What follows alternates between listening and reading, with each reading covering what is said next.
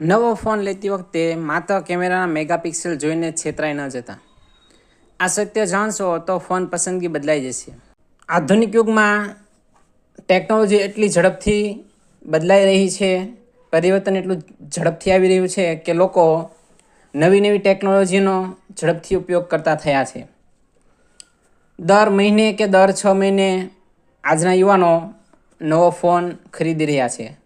સ્માર્ટફોનમાં દર મહિને નવા ફીચર્સ લોન્ચ થાય છે અને એટલે જ આજના યુવાનો અને ખાસ ફોટોગ્રાફીના શોખીન લોકો મહિને 6 મહિને વર્ષે નવા ફોન લે છે.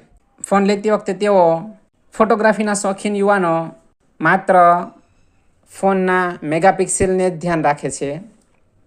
માન્યતા એવી છે કે જેટલા વધુ મેગાપિક્સેલનો કેમેરા એટલું વધુ સારું રિઝલ્ટ ફોટાનું આવે છે, પરંતુ એ માન્યતા ખોટી છે.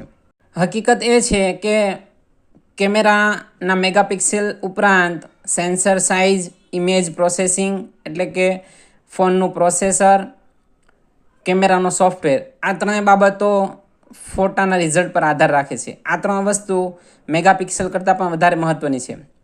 એવું બની શકે કે 108 મેગાપિક્સલનો કેમેરા હોય, પરંતુ sensor size, image processing, processor અને કેમેરા સોફ્ટવેર સારું ન હોય તો ફોટોનું રિઝલ્ટ એટલું સારું આવતું નથી. એની સામે 12 મેગાપિક્સલવાળો આઈફોન પણ ઘણી વખત 108 MP એન્ડ્રોઈડ કરતાં પણ વધારે સારો ફોટો પાડે છે, કેમ કે તેના મેગાપિક્સલ કેમેરાના ભલે ઓછા હોય પણ સેન્સર સાઇઝ, ઇમેજ પ્રોસેસિંગ એટલે કે પ્રોસેસર અને કેમેરાનો સોફ્ટવેર એટલો સારો છે કે ફોટાનું રિઝલ્ટ વધુ સારું આવે છે.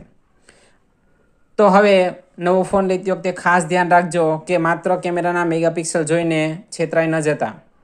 કેમેરાની સાથે સાથે સેન્સર સાઇઝ, ફોનનું પ્રોસેસર અને કેમેરાનો સોફ્ટવેર, આ બધી જ બાબતોની ચકાસણી કરી અને પછી જ નવો ફોન લેજો.